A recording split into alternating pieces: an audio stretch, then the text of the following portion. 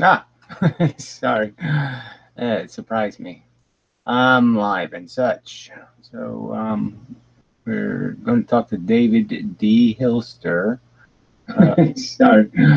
It surprised me. Yeah, I had to Live make and sure it's such. working. So The test. we're going to talk to David D.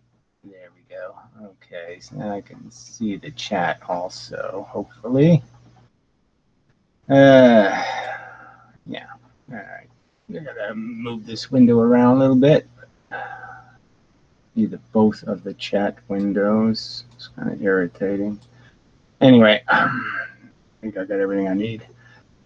Anyway, so yes, David D. Hilster of DissidentScience.com and naturalphilosophy.org.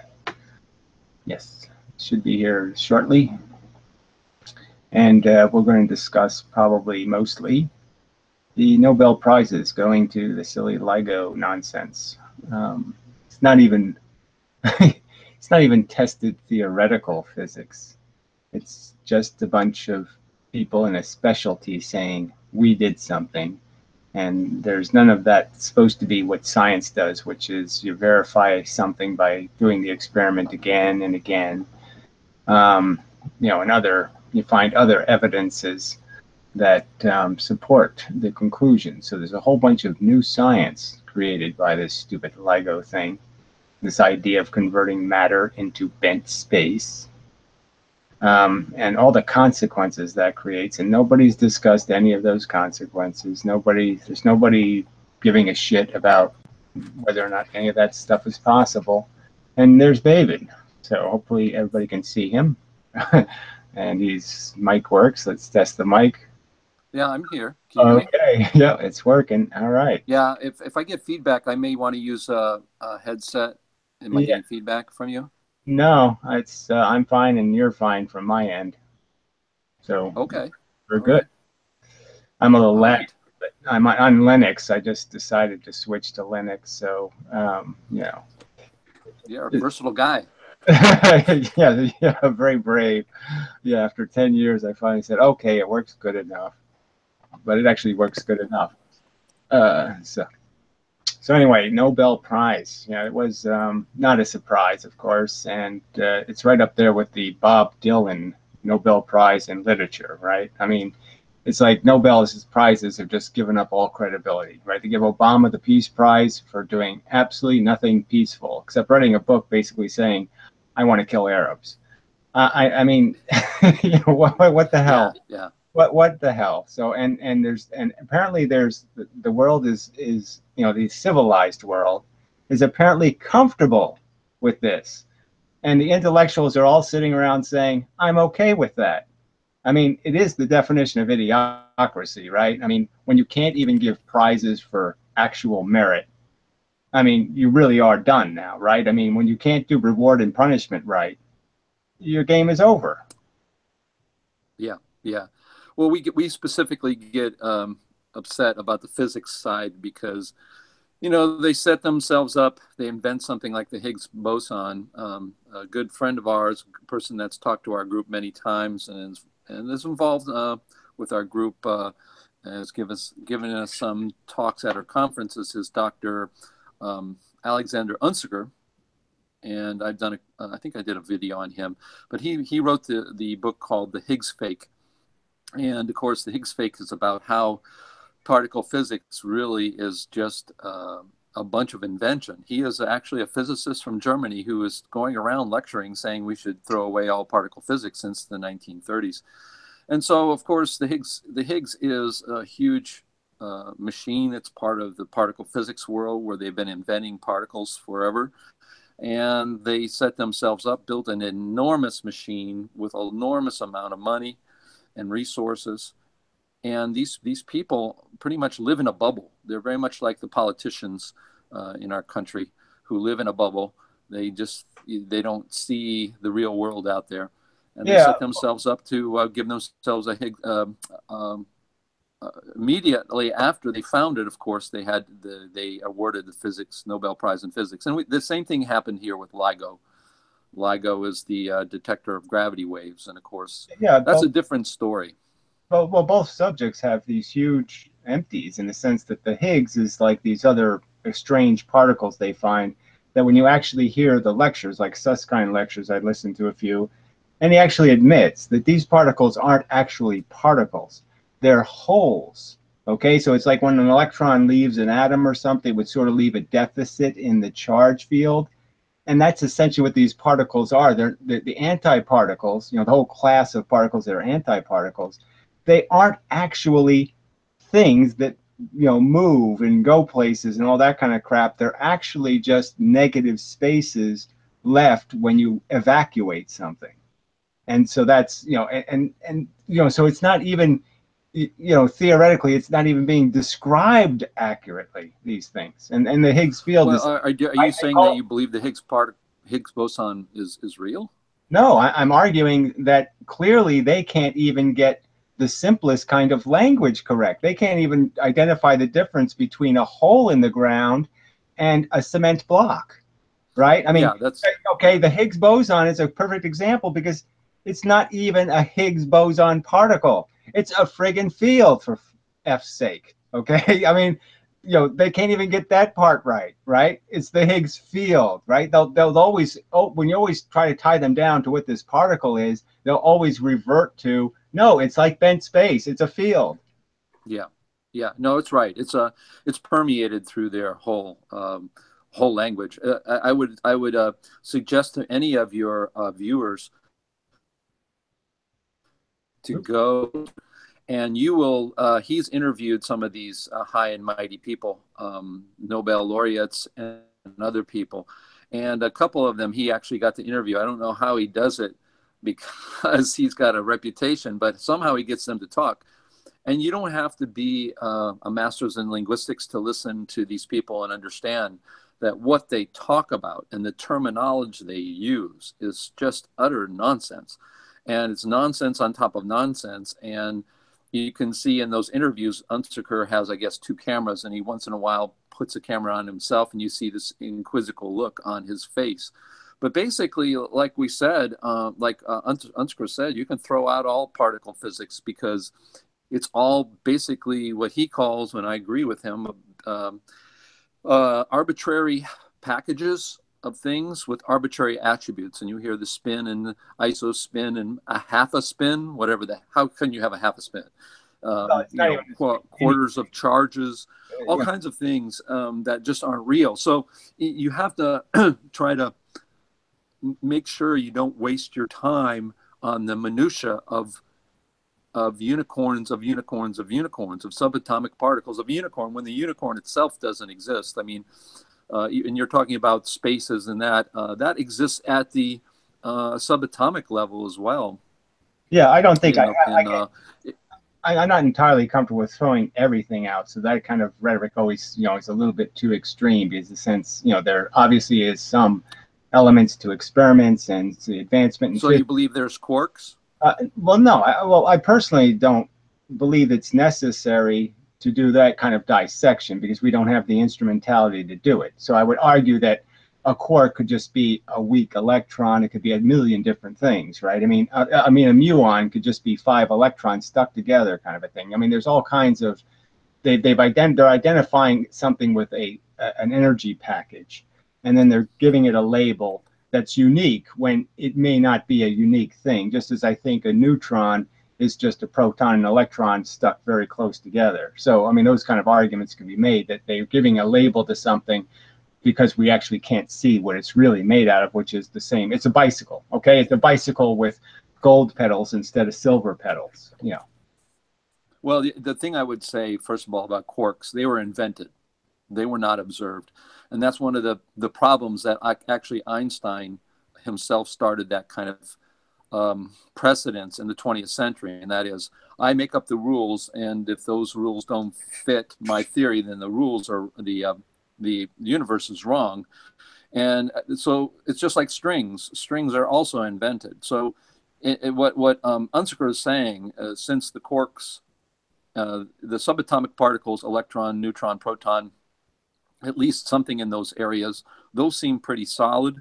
But as for anything below that, you can pretty much I'm not throw it out. So I think that's what Unsker is saying, and I do agree. You can't invent something and then go look for it. You got to find it and then find what it is.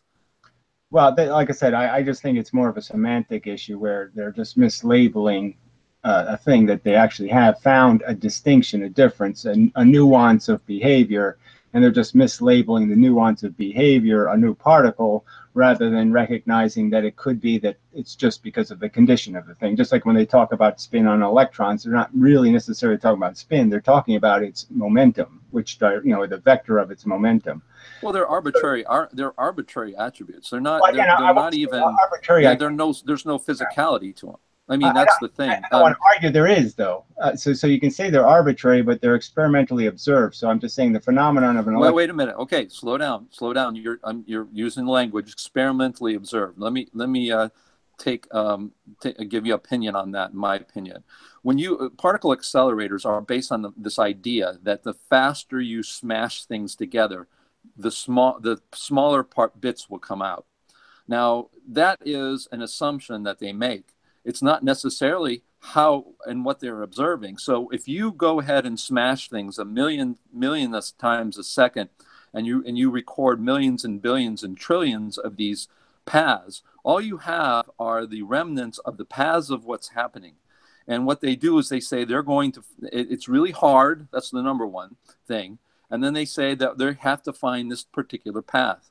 Now, if you go long enough, you can find Mickey Mouse's ears in any kind of paths that you look at. And they say that this is repeatable. When you look at mathematics, that's one of my areas I've got a degree in is mathematics. They use their statistical process, and the way they look for these things do not add up to something that they are, for instance, they can't go in there and then every time make a quark appear, what they say is a quark. And in fact, one quark, they couldn't find that path for so long. They actually had 900 people in the early 1990s put their names on papers, say that in 6 months, these are the ways we're going to find it, and they found it. So I understand what you're saying, but the whole process is really, really suspect. So I listen to what you're saying, but I can't buy it because their whole methodology, mathematically and statistically, and the way particle physics is done and trying to smash things together. I sort of use this analogy with the lay people this is a particle accelerator. Basically, you have a car and you're going to say, I know there are 4 tires on that car. So if I take a cannonball and I smash it enough times, the wheels are going to come off with this trajectory. Now, anyone knows that if you do that, how in the heck, all you can see is trajectories. You can't see the actual thing. How in the heck do you know what you're firing at is going to be that way? And plus, they can't reproduce it that easily. They can't shoot over on this side of the protons when they hit in this way. They're always going to get this particle. So it's just a smash-a-thon looking for arbitrary things that they make up, arbitrary paths that they predict, and then they say they finally found it. Oh, there's the one out of the trillion we found. So their entire methodology it's not even suspect. It's just. Well, look, I've made these arguments. I mean, I talk about atom smashers being basically smashing, crashing 2 cars at 100 miles an hour, and then taking these silly parts that are left over and say these are natural parts of a car, like a steering wheel smashed into the dashboard or something, and they say there's a real part. It's not a real part. It's an abnormal part created by the extraordinary. No, I see. No, you're absolutely right. I think I'm not a fan. Your point is well. I'm the least. No one would call me a fan of particle physics. No one would call me a fan of the Standard Model at all. My only argument is, in terms of making our argument, people think, they react badly when you say throw the whole thing in the garbage, okay? Because they're going to say, no, I have an MRI machine that works. No, I have certain technology that works. So you can't deny its existence because obviously these wrong, okay? Maybe they got the right answer for the wrong reason, but they did get some right answers, okay? And so I'm just talking from a pragmatic sense that it doesn't do much good to say throw everything out, because but you have the people we're going to have this conversation with are not going to react well to that rhetoric. there's two things. No, there's two things in your argument. Number one, you have to listen to what I said. I said I agree with Unsker, and actually I would go back a little farther. But he says throw everything out after 1930. Clear on that. So it's not throwing everything out. It's throwing the parts where they invent and they pretend to find. That's what he's saying. And number two, I'm not too worried trying to talk to physicists or people who buy all this and who get into this bubble world and into all the lingo and talk the lingo and write the lingo. You're not going to convince them ever. It doesn't matter. No matter what you say, no matter what kind of model you come up with, they're going to die, and that's when they will stop believing it, when they're dead. So what we need to do is get young thinkers, people, or other people who are not in those areas that are predisposed to saying that how can all these people be right, to the peer pressure, and do what we are doing and cultivate those critical people and critical thinkers that really will see that, because you're never going to convince the mainstream. And so throwing all out since 1930. Those insults don't do any good. I think those kind of that way of diagramming the argument doesn't do any good. Yes, they have a bias. We can agree on that. We can agree they're not doing any fair analysis. Okay, but this is like a trial. Okay, and you have to be lawyerly. And so in a sense, we have to demonstrate that the other side's lawyer is cheating. Okay, we have to go to the judge and make the argument. And the judge is these common citizens, the scientists the amateur scientists who are impressed by the technology, impressed by the degrees, okay, and impressed by their rhetoric and impressed by the fact that it works sometimes and all of that crap. And we have to make the argument to them. They're ultimately the judge. The only reason why these talking heads have the status they have is because the engineers out there, all the common scientist types, okay, think these guys are as honest as they are. Okay, they think these talking heads, okay, have done the analysis for them, and they trust them. And we have to make the argument that they're not worthy of the trust. We have to demonstrate. Well, I do have a different view on that. Well, it's clear we have a different view. I'm just saying pragmatically, I don't think. No, that's why we talk. That's why you discuss, right? My view is that the silent majority thinks this is all malarkey. I mean, I'll give you a good example. My father, he was an electrical engineer. He had a degree in physics engineering, never used it. When he was in college, he just thought special relativity and a lot of this stuff's malarkey. Even these particles. If you talk to a lot of engineers, you talk to even particle physicists themselves, a lot of them say it is. And so if you look at the 99.99% or probably even 99.999% of all scientists on Earth are not theoretical physicists. And because of that, I think that the silent majority of those people who read this stuff basically have this attitude of, wake me up when there's something real. I think that the average person doesn't believe in parallel universes and doesn't believe in 20 dimensions. These people that a lot of times when we're intellectuals, I don't consider myself an intellectual because I myself use the idea of intellectual being a person who wants to be perceived to be smart instead of actually being a critical thinker. But the critical thinkers that are out there, I honestly think when they read all this stuff that's just so bizarre, they're basically in their mind saying, well, this is all going to be cleaned up because someone's going to come along and do something very different, and all this malarkey will be thrown out. So a lot of times are living in bubbles of intellectuals, and I found that with my movie. My documentary took 8 years to make. When I sent it out to 80 film festivals around the world, I quickly discovered that intellectuals were the gatekeepers at all the film festivals, and they don't understand or study physics closely. They don't understand or study cosmology closely. They are the kind that go to parties, and I know because I hung out with the best of the documentarians when I lived in LA for 10 years. These guys are all intellectuals, and that is they try to do one-upsmanship, just like in LA. Very shallow people, and they read the latest. Oh, did you hear about the latest on LIGO? Oh, you don't know about the three physicists? And they read everything as gospel. They talk the talk, they walk the walk. And what they do is they have, excuse my language, pissing games to try to show who's smarter than someone else. These are the gatekeepers. The only person I even got close was to getting in the festival was a festival in Oxford, England, because they don't like Einstein. And the guy really liked it, but they are worried about the controversy. But the people who are what we call quote unquote intellectuals, both in Hollywood and intellectuals on the media, and those people who write about all this, Margaret Wortham's a very good example of this. These people are in this bubble. They're in the intellectual bubble. They're afraid to go against it.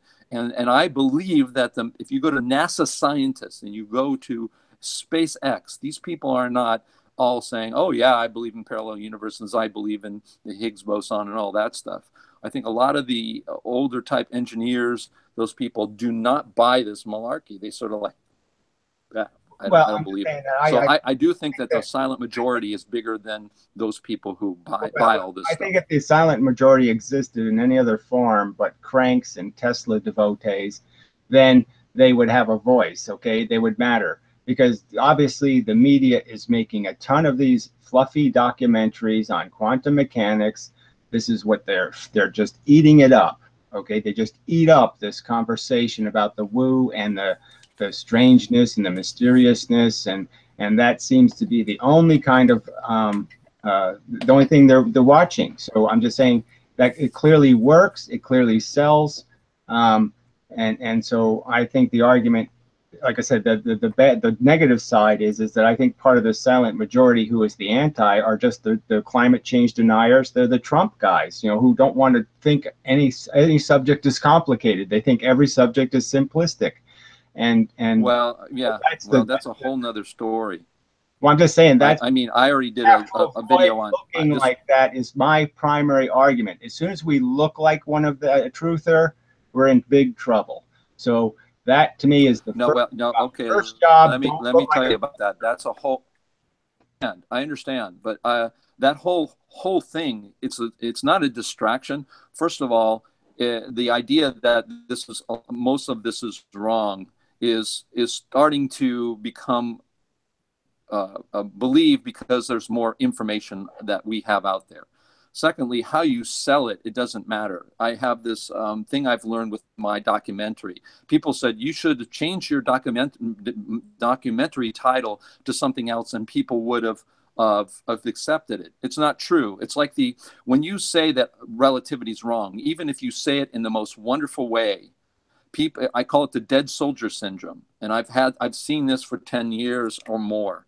And that is, if you say to yourself, well, you know, we just got to couch it better. We've got to say it better. We've got to say it in a way that doesn't offend people. Well, here's what's going to happen. They're going to take a look at my documentary and say, good, Einstein and relativity and, you know, whatever it's called. Let's say I just called it that. And then people watch the documentary. The people at the film festivals, the interns, they'll watch the films and they screen them. And they'll say, oh, what's this film about? Well, they have this title, but it's all about people who think Einstein's wrong. And then they'll throw it out because the content is still going to turn the people off. You can say it any way you want, but what happens is, I found that out with the neutrino. I don't agree. You can say it any way you want. The moment you say the neutrino doesn't exist, they come at you, and then they doesn't matter what words you use. I don't think most intellectuals, most college degrees, physicists or scientists or engineers are that dishonest. So I think like I said, what I think they have is a bigotry. Okay, they've biased by their professors, they've been biased by their teachers, they've been biased by the media. Okay, and they've put a very high standard for anybody competing with that theory. So we have to jump over a much higher bar than the existing theory is going to be tested by. But that's why I would argue that, you know, we have to take the conversation to those people, because those are the people who define, okay, what's going to be acceptable as a Nobel Prize winner, what's going to be acceptable as a theory. Now, if we point, let's talk about LIGO though, right? Okay, I mean, LIGO has, I would point out, is the most bizarre part of the whole mess, is this idiotic notion that you can take solar masses and convert them into bent space, essentially, okay, not any other form of energy, some kind of gravity energy, all right, something Einstein never even speculated about being possible at all. And we're talking about 3 solar masses. So it's the energy of, even a supernova releases only like 0.0001% of the sun's energy. It basically explodes and just blows a bunch of pieces out.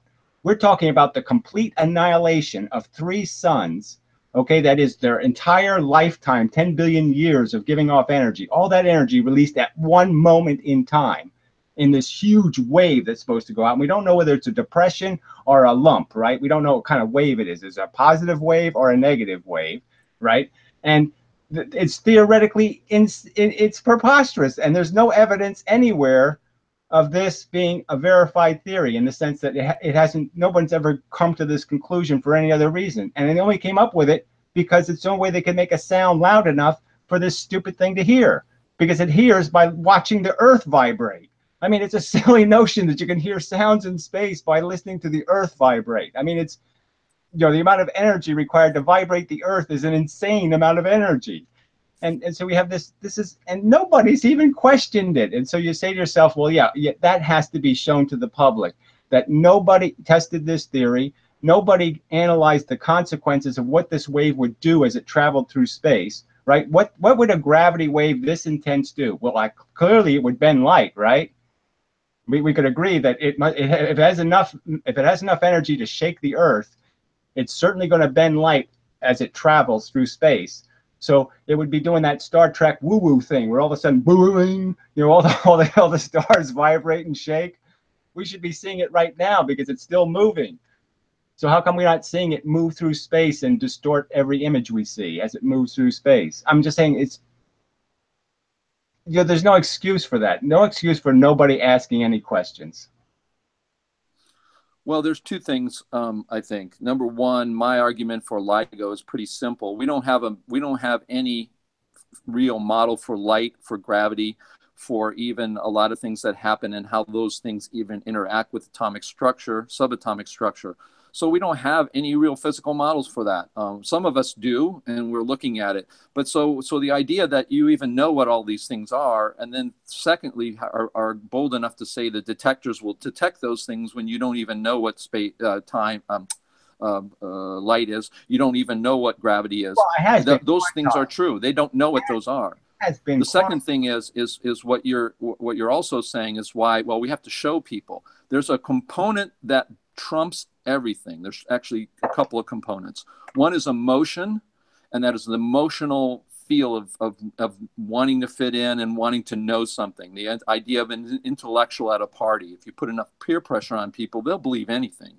And so there's a peer pressure that's there. So you can say, if you're the only one going against it, you have to go against that. The other thing is money.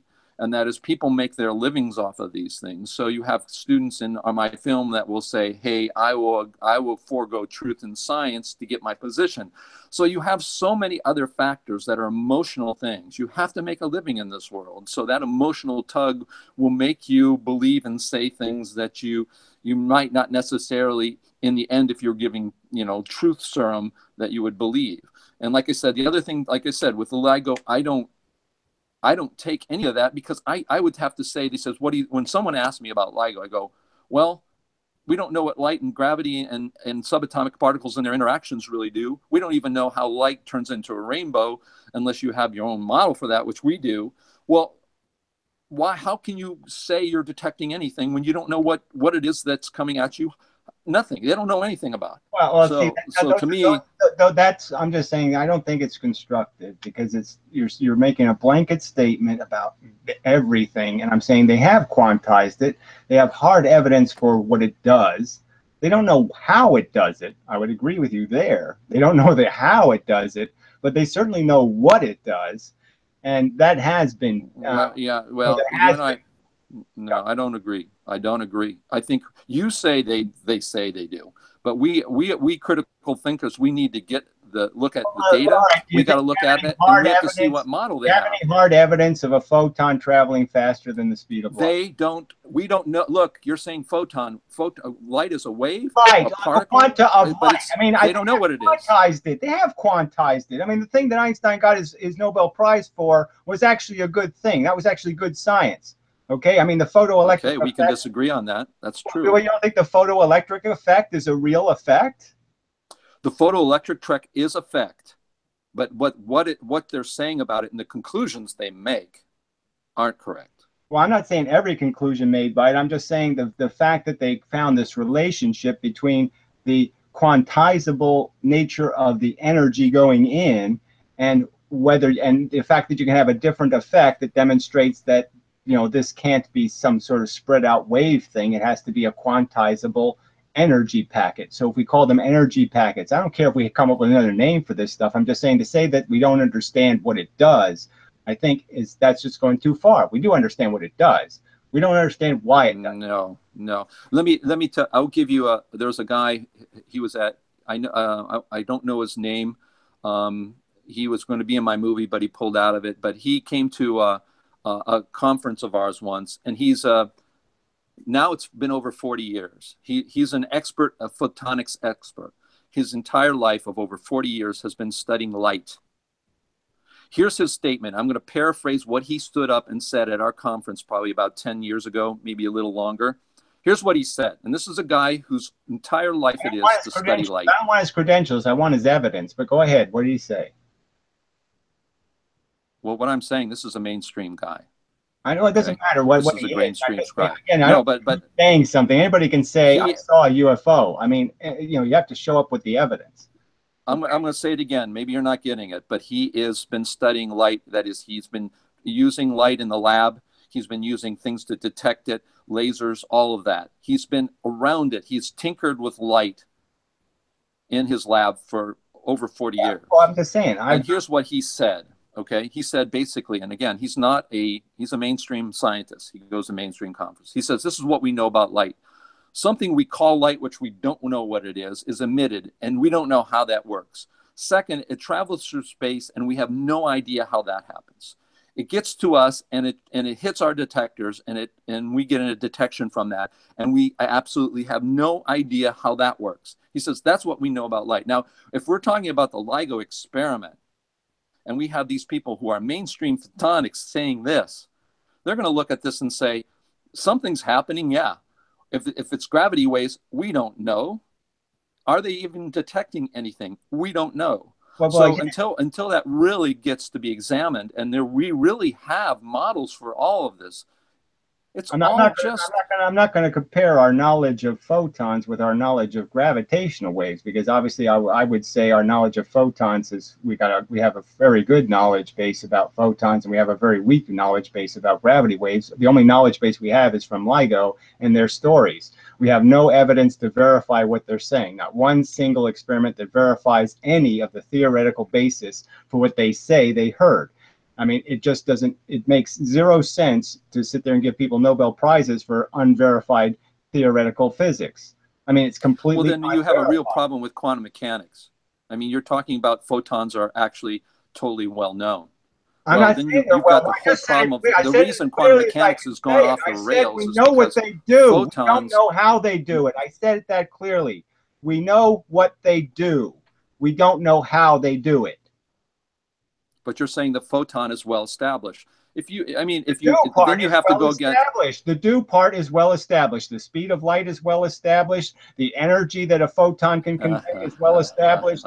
How much information value it has is well established. I said, give me one piece of evidence for light moving, anything moving faster than the speed of light. Just give me one friggin' piece of evidence. GPS satellites. Ron Hatch, who has 30 patents in GPS, he says he sent to NASA this year a statement where NASA couldn't figure out a problem. He said, the speed of light, you have to add the speed of the, that's accounted for the speed of the GPS satellite to the speed of light on one-way direction, and then you have to subtract it on the other. And in fact, that gets rid of a 0.56 picosecond value. So here's a guy with 30 years, 30 patents in GPS writing NASA about how you add a speed of light to the speed of the GPS. So there you go. Yeah, and I could do the same thing. I could reverse engineer any mathematical equation any day. Give me a mathematical equation and tell me you have to make it look like Bugs Bunny, and I'll make it look like Bugs Bunny. Okay, that's the too easy. Oh yeah, we added this. Wait a minute. I'm not. Did you hear what? No. We made it go faster one way, and then we made it go faster right. Whoa. There's no way to detect it, no way to prove it. I just say that's what happened. It went faster than the speed of light, and then it went faster than the speed of light in reverse. I mean, that's just too simplistic. Well, I'm sorry. This guy uses GPS all the time, and they use this in their calculations. So what you're saying? You asked me for wait, Gary. You asked me for something. I gave you that something, and then you say it doesn't matter. So how can this be? It's not evidence. I gave you an example, and you just say doesn't matter. Why ask for an example? Why did you ask me for an example? Like Einstein just saying, "Here's my equation. I win." Okay, that's not evidence. That's not evidence that space is bent. That's not evidence that time and space are connected together. No, I was talking about, you were saying how speed of light was constant, and I was giving you an example of where. That's not evidence. Again, I'm just going to say again. A guy shows up with a formula that adds it and then subtracts it. Okay, but it's totally undetectable. Okay, how is that evidence? They send a signal from what? No, they send signals between GPS satellites and the ground. When they send those signals, they arrive in a certain time, and they can calculate the speed. And what happens is they're off by 0.56 picoseconds. You're saying the way that's changed, the way you can find out what is that anomaly is you find out that when you factor in the speed of the satellite, all of a sudden they work out, which means the signals that they calculate at the speed of light are not actually going, that they're actually going faster on the way there and slower on the way back. I'm just saying that's testable, okay? Something going faster than that is no. I'm saying that's what they. I don't want a mathematical equation. I want an experimental test that demonstrates it, okay? Because if you go faster than the speed of light, this is done with GPS every day. NASA has no idea. The guy gave him this answer. You're not hearing that? I have a formula. That's my proof. The formula is the proof. No, the formula is not the proof. The proof is in an experiment. You send a signal. When you send a signal, an electromagnetic wave. You can measure the speed by the time and the distance. We know that. So this is an experiment. It's a very precise experiment. They drive tractors to centimeter accuracy on the ground. You're not getting to the experiment. Doesn't demonstrate the speed of the signal. To demonstrate the speed of the signal, if I want to say the rabbit runs really fast, I have to compare it to the turtle. I have to compare it to something else that we know has a speed before I can say, yes, the rabbit's actually going faster than the turtle. You can't just say it is because a mathematical equation says so. You have to say it is with an experiment that demonstrates it. Okay, I will say it again. I'm repeating myself. I'm not sure you're hearing it. When you send signals that are electromagnetic waves between instruments, that's an experiment. It has to be compared to something, a control. Okay, you can't do. It's compared to what is known to be the speed of light. No. Again, how can you compare it when you don't? You're putting the clock's time on the satellite, okay, from the Earth, all right, and then you're going to count how far it gets here. You have to have a control. That means you have to have another satellite in space doing the measuring. These calculations are done, and they have lots of people looking at them. Okay, so you think that's hard evidence? You're questioning their methods. I'm questioning the strength of the evidence. Well, the strength of the evidence is so great that NASA is asking people to solve it, and we had solved it with a C plus B. Any back-ass word of writings on the back of a postcard. Somebody can write an equation. I know this because I've done it myself. Anybody can write an equation. So you're calling Ron Hatch. Yes, you can reverse engineer anything. I'm just saying. No, I'm not saying about Ron Hatch. You know what I'm saying? I'm saying if you're going to make a bold claim in this real world, you're going to make an extraordinary claim, well, then you have to have at least ordinary evidence. At least ordinary. Oh, it is very extraordinary. They do it. He's been doing it for 30 years and has 30 patents in it. Yes, he's quite wealthy from it. So obviously he's doing something. Sending signals faster than the speed of light for 30 years. No, it's been going at the speed of light plus a satellite without being known because they're getting precisions now that are so great. NASA asked that question and answered it. I don't know what to say more. I've said that a couple times. They're wasting their time when all they have to do is send, if they want to talk to somebody on Mars, okay, like Mars is like whatever 27 minutes away or something, whatever the number is. So if they want to send signals to their satellites on Mars, all they have to do is relay it to a satellite that's moving around the Earth at a proper speed, and they can add to the speed of light. So all they have to do is make something go fast enough, like even that Pluto probe that went really fast, and they can send faster communications to Mars. They can break the light speed barrier. That's the consequences of this, and I don't believe that can happen. So yes, Why we not? agree on that. I have to see evidence of it before I'm going to believe something as reliable as the speed of light through all of known human history is all of a sudden breakable, that we can break it. Well, there's another person and their evidence, and they've given a paper on. It's very interesting. Can't remember Sutherland, one of the guys, and he's looked at the speed of light, which has been he claims has been changing over the last 400 years, and they looked at the statistical evidence for that it's getting faster, and that may be related to the Earth expanding, and our measurements on the Earth. But you have to look at these things and look at these people's arguments for them. So it's very intriguing.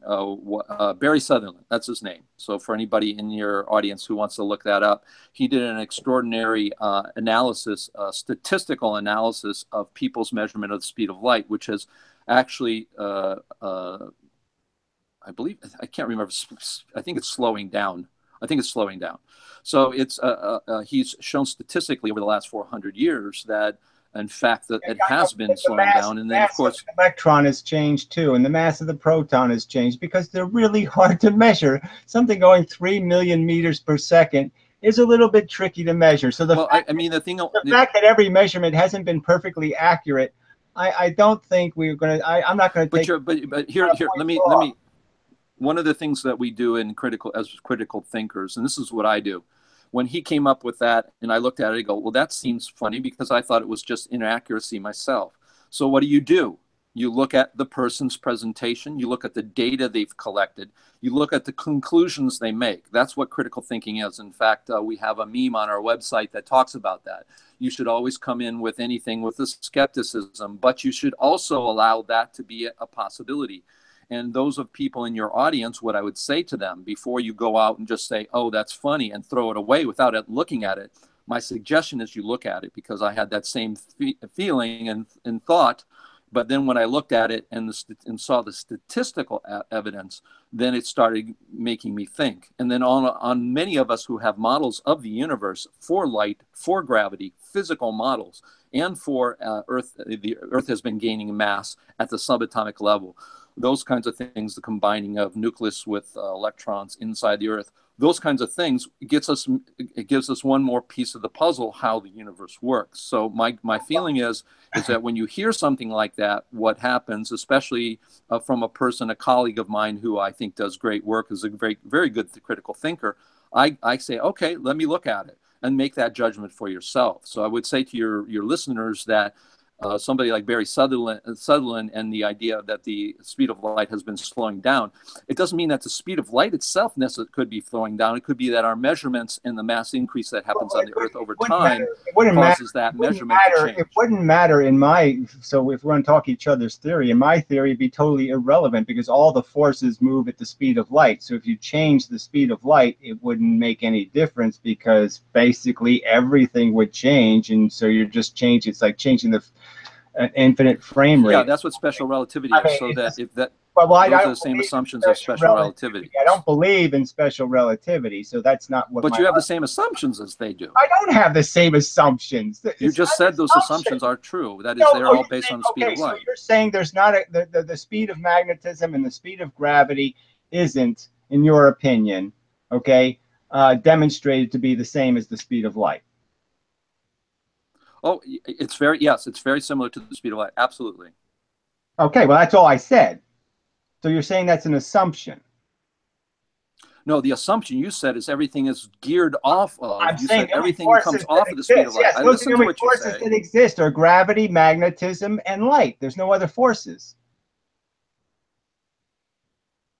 So everything that moves in the universe moves because one of those forces does the moving. So I'm just saying it doesn't matter. If I change the speed of all of them, I will not be able to perceive it because I have nothing to compare it to. There's no force outside the basket of change, so I have nothing to make a relativistic comparison. I can't say it's going faster than the rabbit. It's going faster than it was historically, which I recorded over here in the historical box. I have nothing to compare it to. So it could change tomorrow and be twice as much, and I wouldn't even notice because everything else is going to be impacted. That's the Michael Morley experiment. Yeah, that's exactly what you're saying. So you agree with the Michael Morley experiment. Okay, if you're going to just keep cliche calling me a communist, I'm going to get a little pissed off. I don't believe in special relativity. Michelson-Morley was an idiotic experiment. Okay, it doesn't even look. I'm listening to your words. Well, and you're just I'm not calling you any names. I never called you a name. You believe in Einstein. You believe in Michelson-Morley. No, I don't. No, what I'm saying is that you say that the measurement of light and the speed of light and the change of light, that's Lorentz, that's Michelson and Morley, and they say those sorts of things. I'm not calling you names. I'm not getting upset. What I'm saying is, from your words, which I have to get your words and try to understand them, that you're saying that we can't perceive a change in light because everything's related to that. There are people who have those same kinds of assumptions, and those people are Lorentz, Michelson, Morley. I'm sorry, they were ether theorists. I'm not an ether theorist, so again, I don't accept being classified. Special relativity. Like Stalin. No, what I'm saying is that I said Michelson and Morley anybody experiment. else. My theory is my theory. It's not somebody else's theory, so I'm not going to be classified as one of them. I'm only listening to your words and what you say and what other people say. I was making comparison.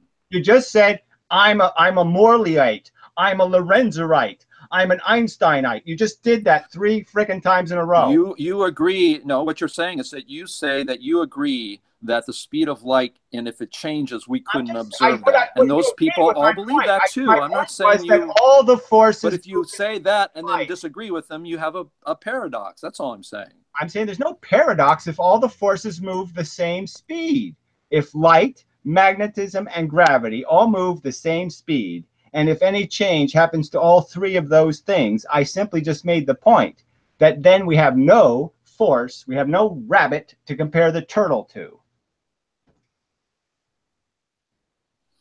No, I'll leave it at that. So no problem. But anyways, I think one of the things for me and getting back to the Nobel Prize is a frustration of seeing these things and then trying to figure out what to do. I know in the frustration a lot of times for people working on their own ideas. You have your model you're working on. We have our model. Other people have their models. People who do see the problems in mainstream physics, the people giving prizes to absurd things, not understanding really what's happening, regardless of what that description of what that's happening is. What do you do as a person like ourselves who are critical thinkers who are trying to advance new ideas and also get people to see the problems in that's mainstream science? I said before, though, is we have to quit advancing new ideas and we have to knock down, we have to be focused entirely on forcing the trial to be about O.J. Simpson, so to speak, not all the peripheral stuff. So instead of, we're in court and we're talking about how bad their evidence is, okay? They have this shitty pile of evidence on the table, a bunch of cartoon drawings, a bunch of nonsense, a bunch of rubbish. And our job isn't to say, look at our great desk over here with all this fancy stuff we've built. We've got to go to that desk and point out how all their evidence is garbage. All right, not all of it, but the substantial pile of their premises and assumptions are nonsense. And we have to stay focused on that, and we can't open our mouths about our own little theories, because as soon as we do that, okay, our unproven theories. Well, see, you're looking at that becomes a distraction, and now we can be subject to the same kind of examination. I mean, it's not about having our theories tested, it's about having their theory tested, because there's the one. Scientific advancement doesn't work that way. I'm just saying, there's the ones on the hill. Yes, it does work that way. They own the territory. They own the high ground. Newton had the same problem as we have. Newton had the same problem. What happens is that what you have to do is you find the problems. You then find thousands of people who are finding those problems the same way. We've got a catalog of almost 3,000 people. There's another guy in France who's cataloged dissident people working out the mainstream that are very serious scientists He has almost 5,000 of those people. Then what happens is you have a small but a vital community. And the same way with Newton. Newton, everyone thinks that Newton and all his things, he was praised and he was the head of Cambridge because of his work that he did. It's not true. He spent the rest of his life in retirement, the head of the mint, arguing with his peers about his theories, Newton. So it wasn't the case that everybody in his lifetime all changed over. So what happens is you have people and thousands of people who've come across, many of them, the same problems with relativity, with the Big Bang, with quantum mechanics, with the non-existence of models for light, gravity, and all the rest. And those people come together. We have thousands of scientific refereed papers who describe these problems, these flaws in mainstream science, and people will naturally start to work on those together. So when you have a group like we have, where we get together and talk, we're not talking to people who are going to say, you're full of it. I can be an etherist, that person can be a particle theorist, and that other person can be a lattice theory person. But we all talk to each other and we work on those, what possible solutions they are. Now, I do agree with you on marketing. We have to do some of your steps. One of the things in the new website we're coming up with are flaws, so that we can, a person who says, hey, I really like what Gary's saying. Hey, I really like what David's saying and other people are saying. Show me some flaws and explain it to me in a way that I can understand that. And that's what we're doing on our website right now, because we have all these things, but they're not marketable right now. And the idea is we're going to get critical thinkers. We're not going to go to universities and stand on the corner and convince those people going to universities, because they're going to want to get their degrees and their doctorates and their positions. And I have 50% of all high school students in a top physics class on film telling me they will forego truth to get their position. So we're not going to go to those universities. Yeah, well, high school, on the internet. I'm not going to gain people. I'm not, whatever. I'm not going to worry about what high school students are provoked to say. But anyway, I'm still going to argue. Wow. Okay. I'm going to argue that. Attack. All right. Well, yeah. I'm just saying that. I mean, it wasn't important enough for us in the editors of our film to show. Okay. Say that it's not important. Okay. Let's ask. That's your opinion. That's fine. Let's ask high school students, because they know the world. Okay. I'm just saying that's not really realistic in my opinion. But anyway, I would argue that as soon as we start talking about our own theories, we're dead in the water. Because as soon as I hear some idiot say global warming isn't happening, I'm done with that idiot. Okay, I'm done. I'm not going to play that. As soon as I hear a flat earther, forget it. I'm done. We're done doing that. Okay, nonsense. Forget about it. So I'm just saying you're going to close.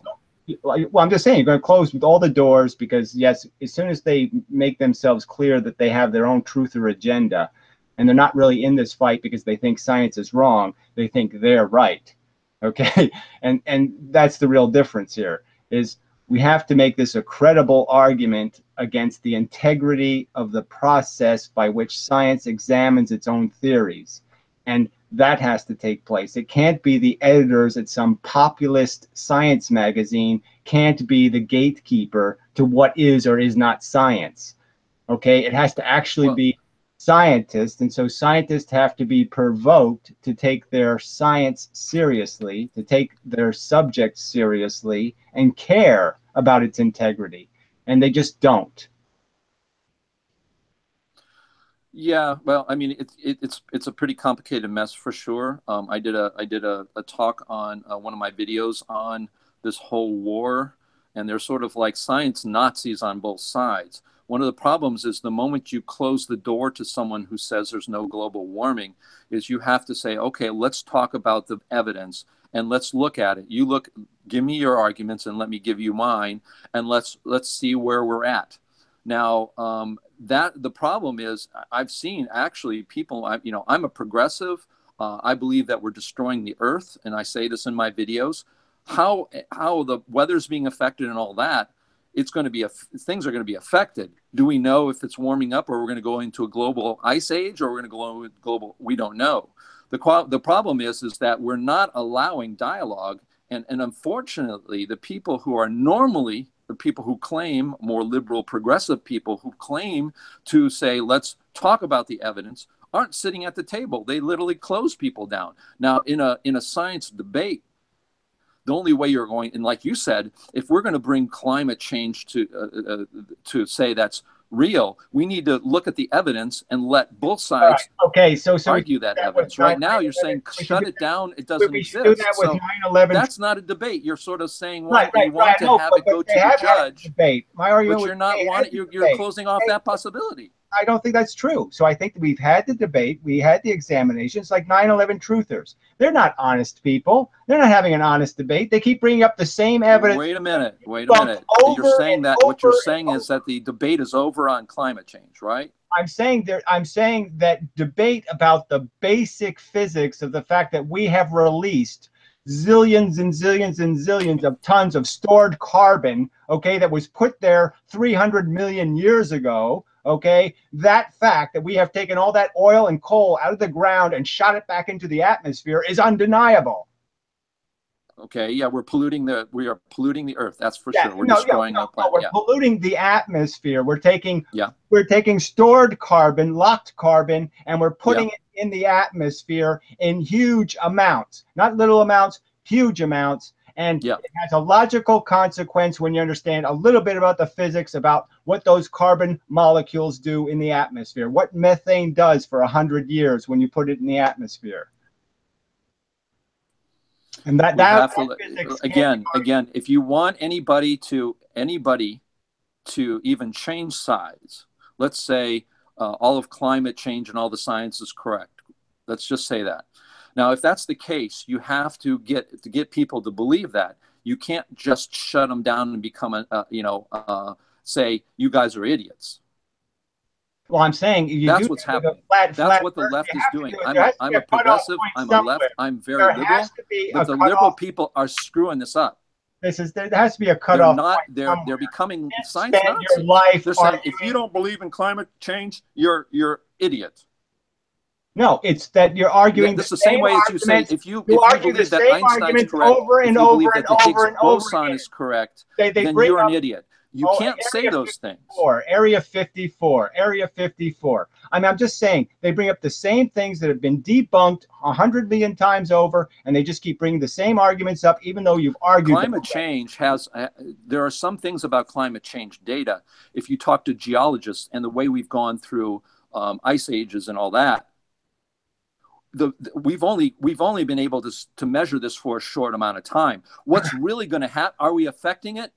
Yes, that's what we can say. How it's going to affect is very hard because we can't even predict the way. We can't even predict. We can't predict weather for 5 days. Now we're going to predict how the atmosphere.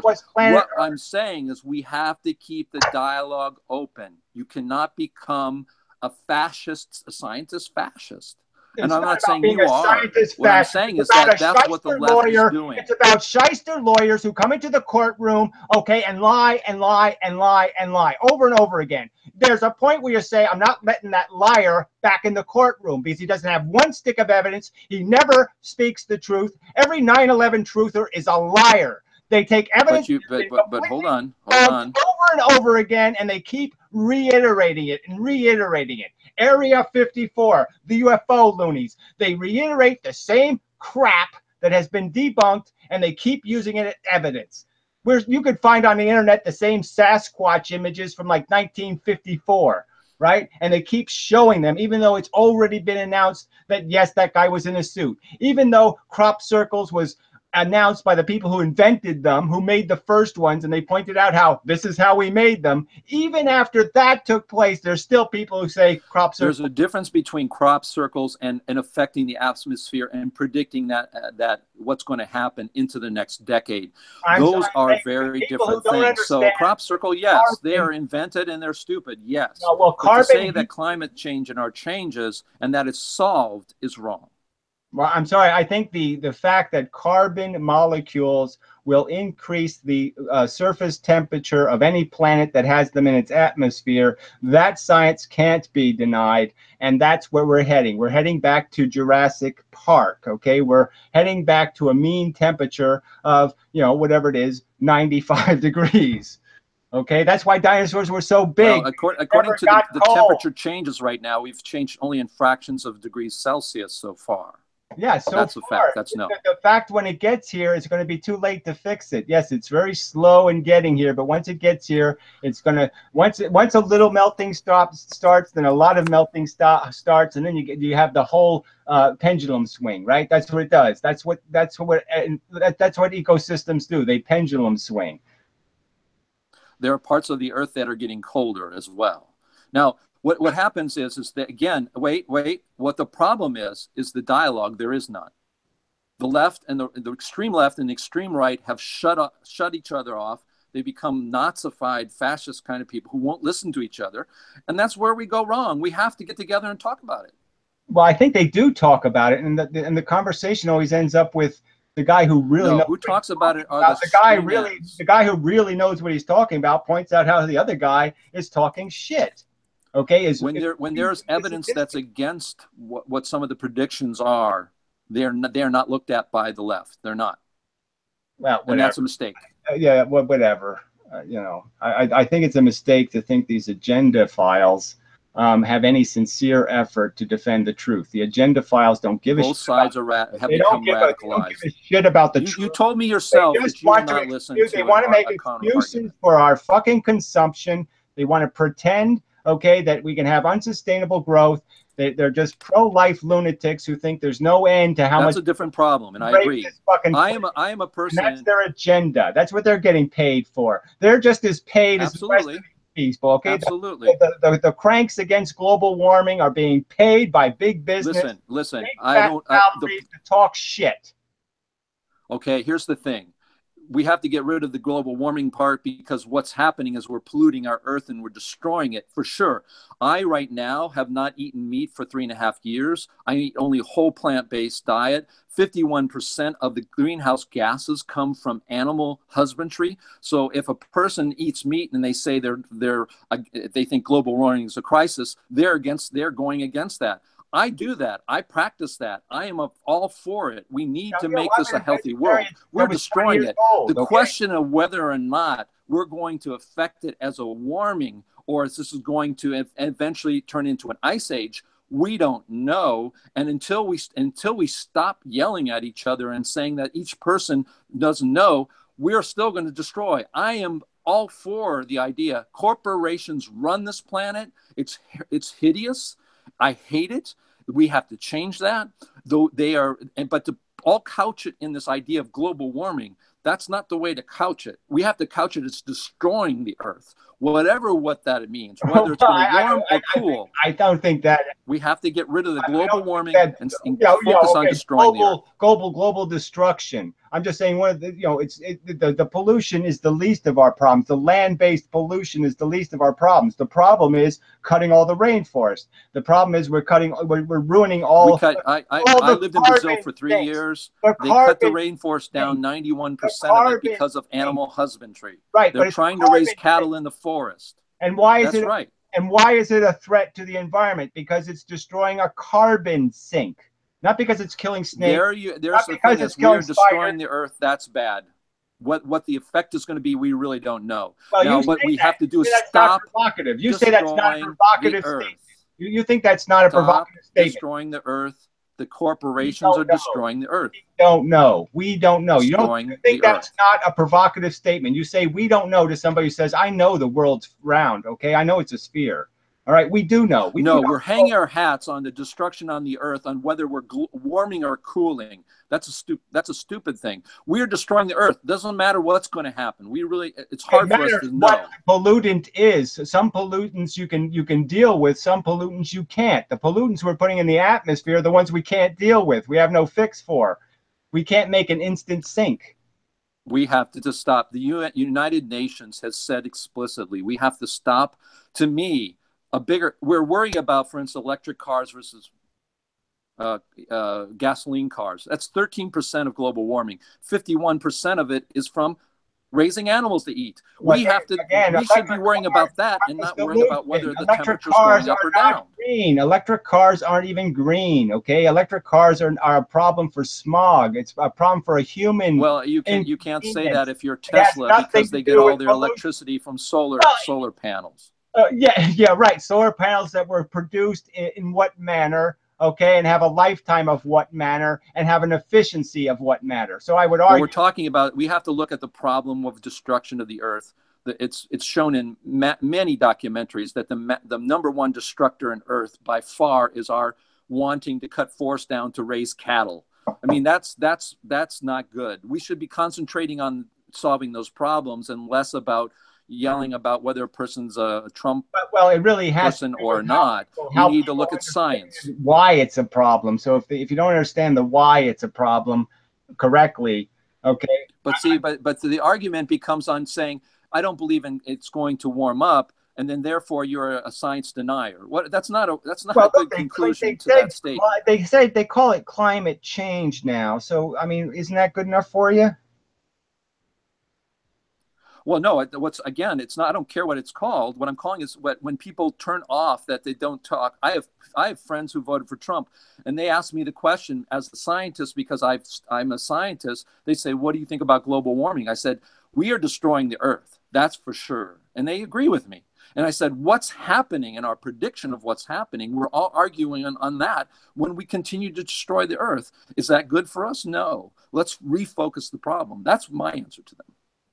Yeah, well, I don't have any friends. I have ex-friends that voted for Trump. I don't have any current friends that voted for Trump, because that's just that's an. I didn't vote for Clinton either. Well, I'm just saying. I would never vote for Clinton if it was just between the two. I wouldn't vote. And there's whatever advocating or in a war walking the wrong way. Well, I'm going to have to get going here pretty soon. So. All right. So. But anyways, I do want to thank you. I think this idea of getting out the critical thinking, having people think for themselves, make up their minds. That's the most important thing. We do need to try to show them evidence. So even instead of us maybe shutting them off, or sometimes people will do that. Any of us, we need to always try to engage in a dialogue and try to figure out, okay, what's going on there? Why does this person, say this, and why? But then when you look at the Nobel Prizes, and you obviously see this is all a closed bubbled world where they just don't care too much about the basics of science. It does get frustrating, and I think what we have to do is continue to get ourselves together, to join together, so that the dialogue that is going to put mankind forward, which has never changed. It wasn't any different in Newton's time. Less than 1% of the people who were scientists were believing what anything Newton said was correct. But we see it when we look back on science progression. We have this idea that entire paradigm shifts in his lifetime change. And that's the same with the Nobel Prize. What we're seeing with Nobel Prizes is that people are getting Nobel Prizes for things that don't exist. Where do you get the statistic that 1% of the Newton's contemporaries accepted Newton as correct? Where do you get that from? By reading the history books. Well, I'm just curious what history book did that analysis. Well, if you read biographies, because most of them are written about how his stuff is right. But if you read it, but no, listen to what I'm saying.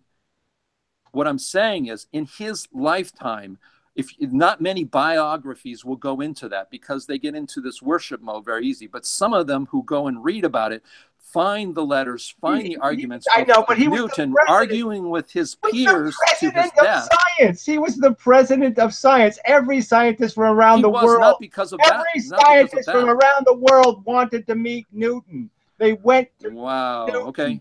Oh, come on. Newton was okay. I will find a book where it said he spent the rest of his life. He had wacky theories about arguing his ideas with his peers. Right, but should that be what anybody does? Anybody who's on top of the hill is going to have to be accountable on something. But they believed in his theories of the mechanics. But we have these fantasies. It's never been different. Every time there's a paradigm shift, it's never been different. Well, that's your story, okay? Until I see evidence that story has something to do with Newton, you're not going to convince me that Newton felt underappreciated, or that he got a lack of during his lifetime. Yeah, that he got a lack of respect from the scientific community of his time, because that, in fact, a lot of his stuff, including anywhere near the truth. He was admired by the frickin' world. He was the Einstein of his time.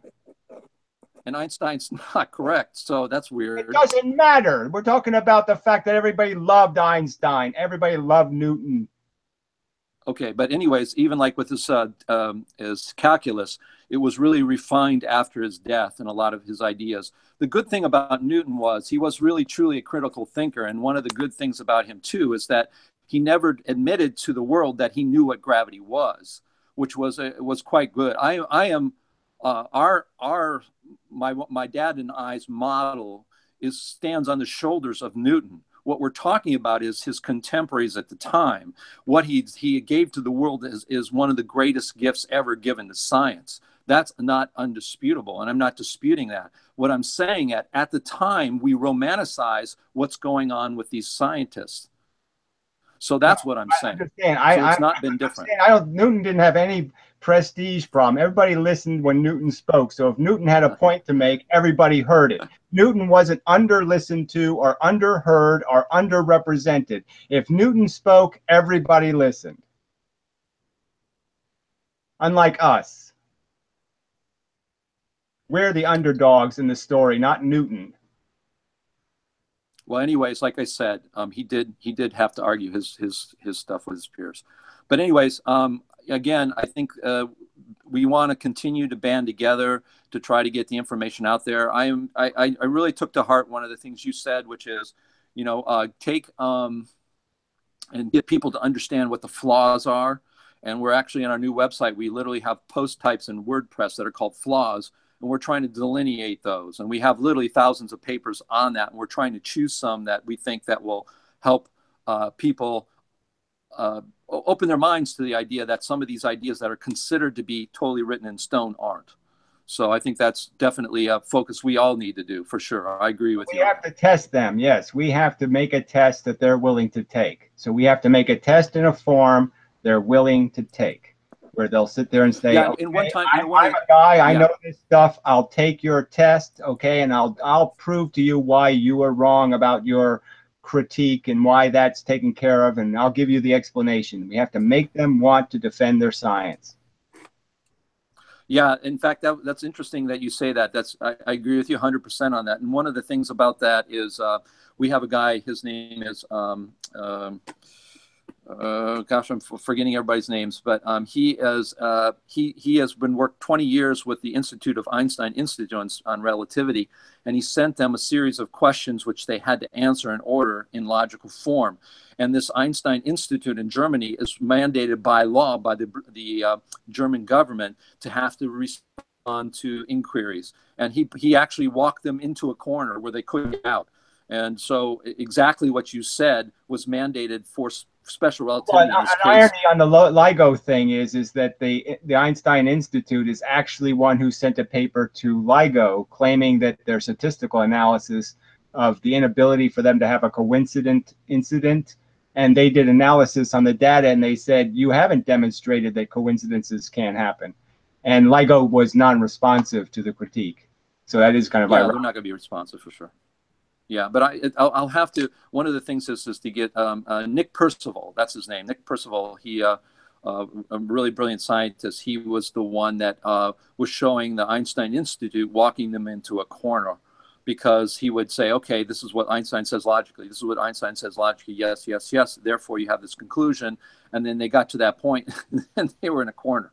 They couldn't get out of it. So maybe sometime we can I can get Nick Percival. I'm going to be interviewing him on my channel. But again, thank you so much. It's always a great talking with you.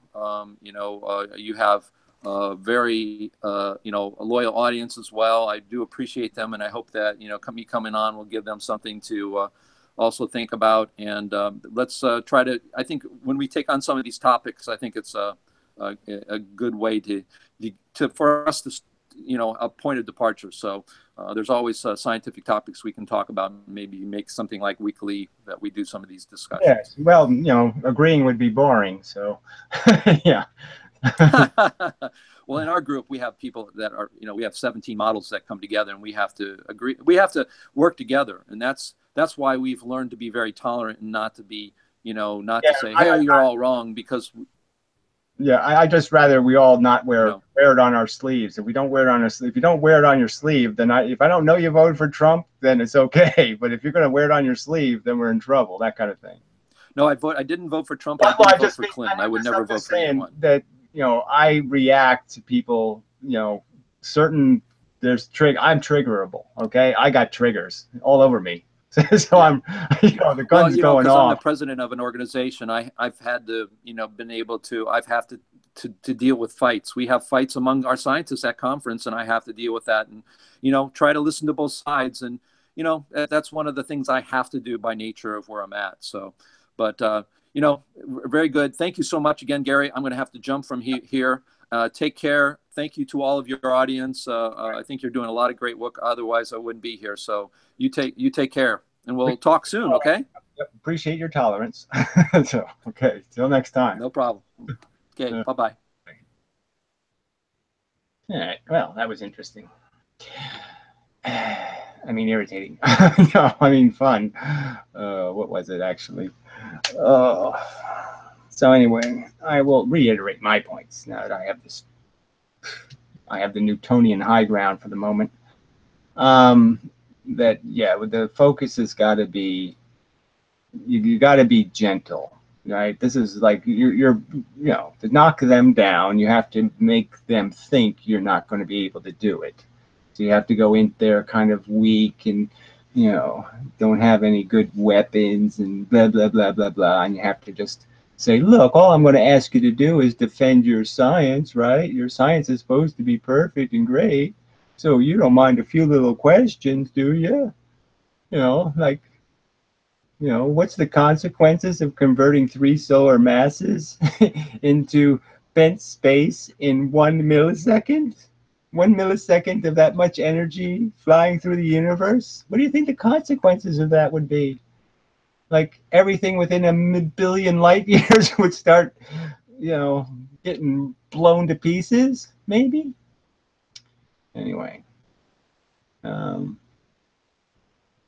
just the argument, I mean, again, it's so dangerous to give prizes to stuff that isn't really proven. They really should wait till it gets a little firmer. But anyway, I mean, don't wait till the guy's dead, but you could wait a couple of more years before you hand this fucking shit over to LIGO. See when they get one of their other little LIGOs running, so they have 3 of them. See if the 3 of them can, agree on an event. And then, well, they'd still have to construct an event that makes sense. I mean, when you read it, right? All right, it's 2 black holes, 30 solar masses, in a binary system. Now, the black holes are only 100 kilometers across, and they're only 100 kilometers away from each other, right? But it's 30 solar masses, and they're swirling around each other at almost the speed of light, right? And so there's all kinds of assumptions built into there. Somehow that matter can approach those speeds anyway, like that's even possible. Where do we have evidence of matter going anywhere near the speed of light? I mean, real evidence, like we actually saw it do it. It's just so bad. But I mean, a binary black hole, where's even the theoretical diagram of how that happens, how 2 black holes form in a binary form, orbiting around each other? I mean, you could logically say, okay, I could see one of the objects gets really heavy, like a neutron star or something. One object gets really heavy, and as soon as one object gets really heavy, it's going to start sucking all of the loose shit off the other thing. So I don't even know what the theory is of how these things 100 kilometers apart aren't just eating each other up. I mean, how are they so structurally rigid that they can survive that close proximity? But again, how could they do it when they formed? They both became black holes at exactly the same instant? I mean, it's just bullshit. It's made up is what it is, okay? Whether it's bullshit or not, we don't know for sure. But we know it's just made up. It's just I'm just thought of that, and, maybe it could be, possibly, maybe. So it's just like, yeah, you could draw like a Bugs Bunny and just say, okay, well, Bugs Bunny couldn't really happen. So maybe a kid could be born in like Venezuela, and his mother ate a bunch of Valium or something, and he could be born with rabbit ears. So maybe that's possible, So, I mean, maybe there's some kernel of something useful in this crap, but I mean, they're giving you the full Bugs Bunny. I mean, they're not giving you the, okay, a kid in Venezuela had rabbit ears. They're not giving you that story. They're giving you this full Bugs Bunny, and there's absolutely nothing in that Bugs Bunny that you can relate to the real world and say, yes, oh, they've proven the conversion of matter into gravity waves, of course. And they've proven that once you make one of these huge, gigantic ripples in space, I mean, it had to be humongous, 3 solar masses worth of bent space. I mean, that it somehow doesn't affect the rest of the universe in any substantial way. It just makes the Earth vibrate a little tiny bit. Just a little vibration. I mean, it has the appearance of just being complete shit. And you people call me evil because I'm saying it looks like shit. I mean, come on, it smells like shit. It looks like shit. You stick a stick in it, it sticks like shit. It's fucking shit. Why are you being so obnoxious? Why are you defending something just made up that is silly looking? I mean, it's silly sounding, isn't it? 2 black holes. We haven't even proven 1 black hole can exist with 30 solar masses, the size of a, whatever, Yankee Stadium. Well, bigger than that, but the size of Manhattan or something. The size of New York State, whatever. 30 solar masses crammed into New York State, swirling a New York State distance away from each other. Come on. Have you ever really seen anything like that in the universe? Have you? Come on.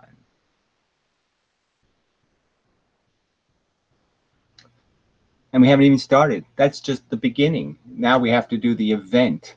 The swirl around each other and go faster and faster, faster and faster and faster and faster, faster and faster. And somehow, finally hit each other somehow, even though you're going faster, which means you should be going away. Because you're going faster, you should be escaping. But somehow they crash into each other. And in an instant, release all the energy of 3 suns for their entire lifetime. All the energy, not a supernova. No, that's only 1% of the energy. No, they release all of their energy for their entire lifetime. 10 billion years worth of energy in a millisecond. You really think that kind of stuff is happening out there? Because clearly, if it did happen, it would blow the fuck out of any, billions and billions of galaxies would just get blown to shit. There's no theoretical way to avoid that. What's the explanation? How can it be possible to put that much energy into a wave of, whether it's unforce or plus force, whether it's attraction force or repulsion force, it doesn't really matter what the wave is. A wave that fucking high. It's a fucking tsunami of a fucking wave. We're supposed to believe we didn't see anything. No, we can't see any of it. We can only hear it by listening to the earth move. Yeah. That's the only way you can detect that massive amount of energy, right? You can't see it, you can't hear it, you can't use your radio telescope, can't use anything, can't see all the other stars get lensed, you can't see it any other way. You have to put your ear to the earth and listen to it get crunkled. And I'm the bad guy. I'm the crazy nutter. Fuck you people. Pretty much. Anyway, probably enough. I probably should have to fix these damn settings. I don't know what it is with this camera. I have to find better settings. It's washed part of me out. Side of me is washed out. Oh, that's right. I was supposed to turn the monitor off. That would have been the smart thing to do. Well, I'm not going to turn it off because maybe it won't go back on again. But I should have put a dark image on the monitor. Darkness would have helped. Not dark enough. All right, anyway, won't waste any more of your time. So, yeah, so we'll try to find more people to do this with. So, you know, maybe the Australian guy, some other people, blah, blah, blah, conversation, blah, blah, blah, testing. People can test me, I test them. That would be a good thing to do. Anyway.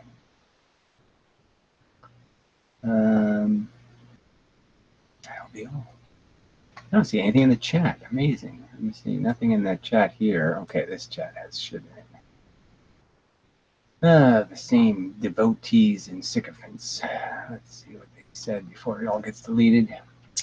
Thank you for broadcasting. Great discussion. Great. It's fascinating stuff. Agreed. New world. Matarchy. I don't know what that means. Nice to see you. Whatever. Cord you, whatever. Oh, it's the same person over and over again. Alex, I'm here. Ah, well, there you go, Alex. Well, the thing you have to do is PM me, okay, with a time when you're available, and then I'll open the room, and I can send you the link, and then you can get in the room. See, that would be a good way to do it.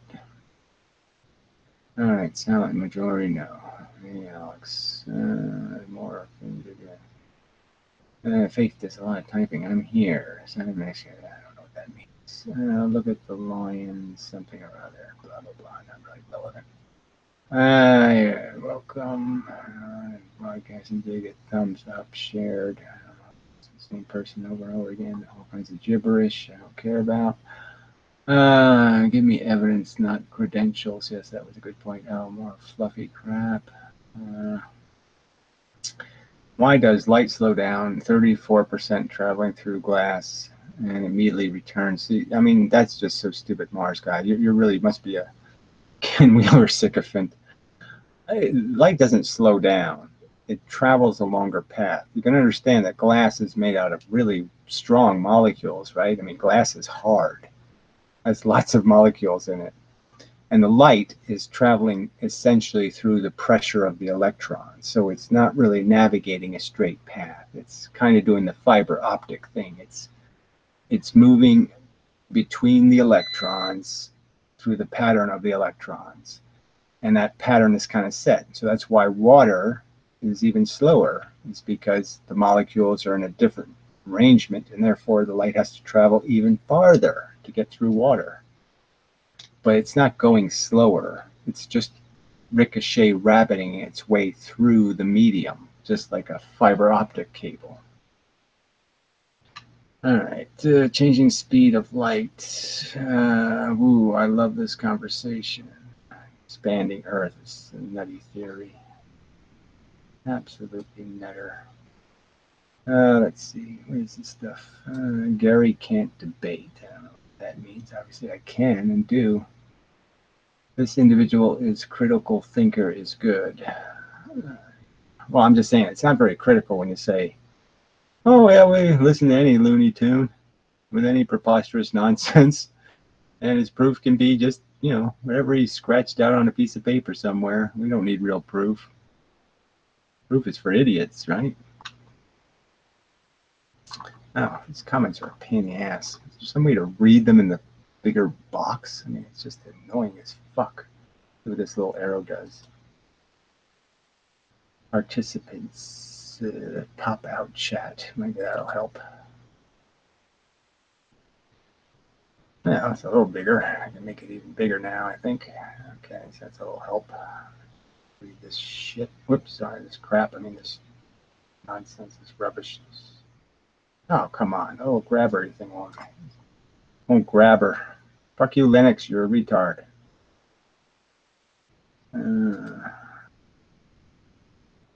What the hell is that? That's it. Come on. I want to make the window bigger. All right, there we go. All right, great, blah, blah, blah. It's fucking shit. You quote your science, read it. He quotes his biography. Thank you for Dissident Science for coming on. Chili sauce. What the hell fucking retarded names these people have? What club are you in? Who knows what they do? Gary isn't even honest about his triggers. Where was I dishonest? Oh, critical thinking. They're lacking the critical thinking. So yes, people have physics degrees. They don't understand the concept of demanding evidence. Yeah, I think they do. These people are just so fucking idiotic. Let's see. It's fucking shit. What's fucking shit? So you're fucking. You're probably a Tesla nut. Man, this won't scroll properly. Fuck. Einstein equals one stone in German, which is German slang for moron, LOL. So, yeah, that's a great argument. Boy, you really beat the shit out of Einstein with that, didn't you? Yeah, that's just, whoa. What your name means. Mars means dumb motherfucker, too, I bet. I bet somewhere somebody just says Mars. Mars was a shitty god, right? So, you're an idiot. Proven fact now.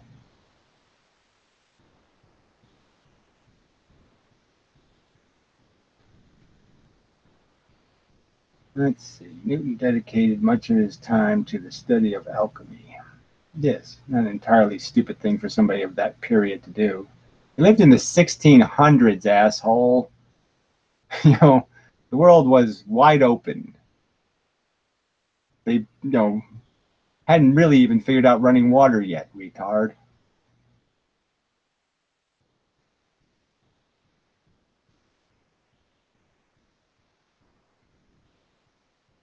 I mean, people are just such obnoxious shitheads.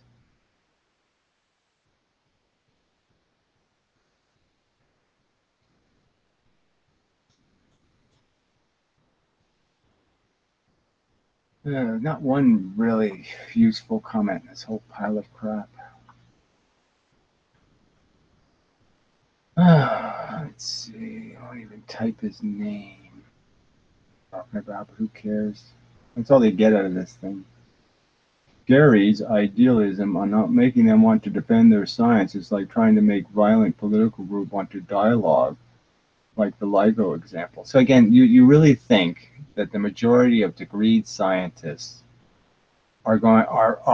can't imagine behaving any better than a cabal of little Homer Simpsons or something, little petty assholes. No, they're really not. Like I said, they have a prejudice, they have a bit of a bias. They need to have it kind of rubbed in their nose. And once you do that, they'll respond. But you can't do that with walking up to them saying, "You're all fakers and phonies. You didn't really learn anything. You're stupider than me." That's not going to work. There's not always two sides. It's just there's right and wrong. So again, this mushy bullshit. People fuck this shit. No one knows for certain, do they? Yeah, bullshit again. Keep that shit to yourself. Let's see. You quote your science. Read it. He quotes his biography. Again, where did Newton get some lack of respect? In what way did Newton either have a lack of power or a lack of respect? I just can't believe you people really think Newton was some oppressed character. I just can't. I don't even understand how you could believe that. He was the most admired, valued scientist on planet Earth of his time. Again, everybody wanted to go meet Newton. Who knew anything about science? They all wanted to talk to Newton.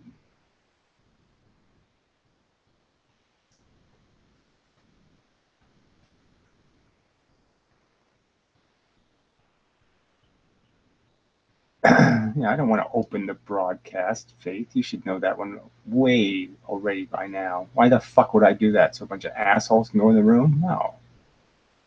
Jeez. Gravitational lensing proves black holes. Yeah, well, that's circle logic. I guess it proves dark matter too. Yeah, sure it does.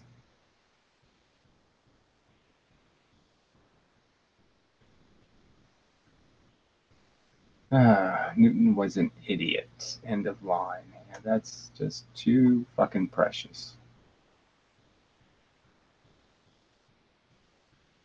So this is why you can't have an open conversation. Is there? Most people are unqualified shit talkers.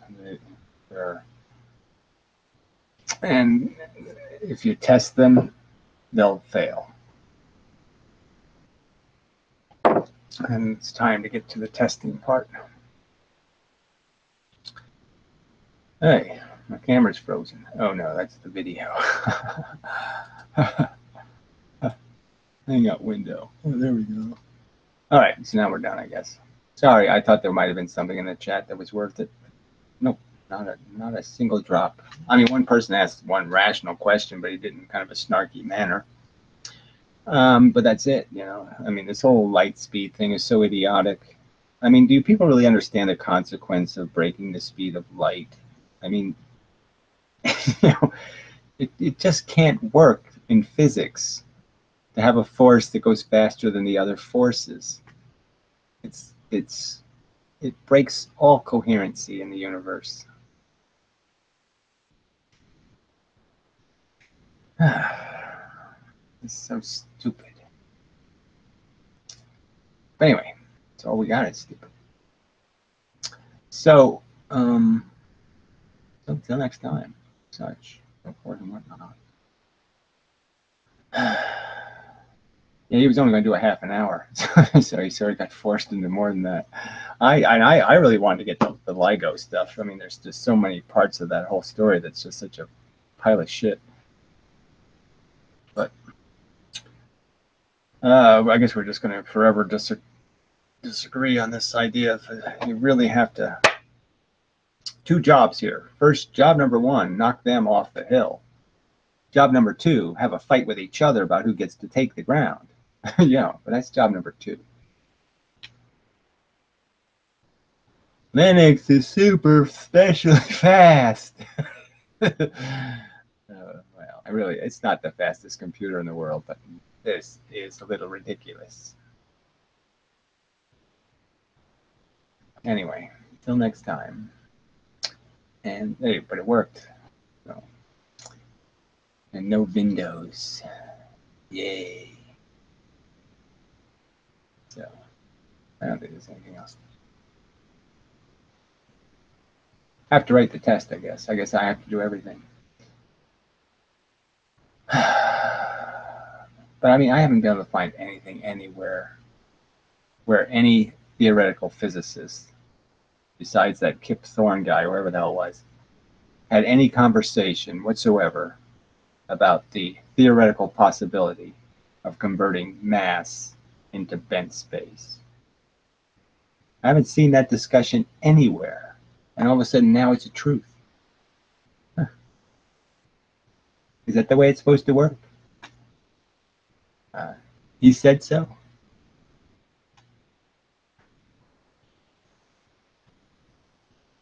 Not the way it's supposed to work.